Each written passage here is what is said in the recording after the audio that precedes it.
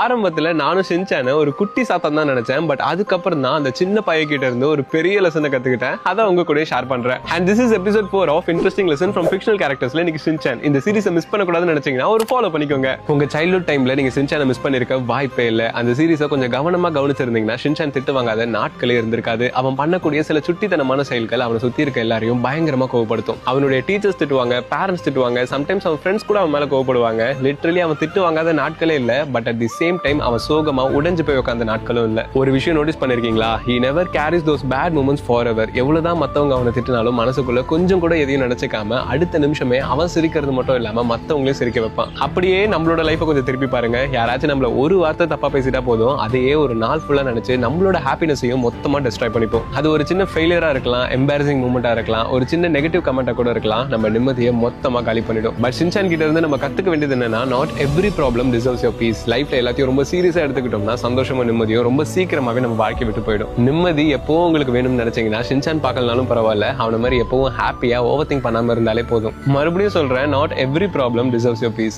அதிகமா over think பண்ற உங்க ஃப்ரெண்ட்ஸ்க்கு இந்த எபிசோட ஷேர் பண்ணுங்க. பாருங்க, லைஃப்ல எது வேணா நடக்கும். நீங்க சொன்னதும் நடக்கலாம், நான் சொன்னதும் நடக்கலாம். ஆனா நம்ம எதை முழுமையா நம்புறோமோ அதுதான் நடக்கும்.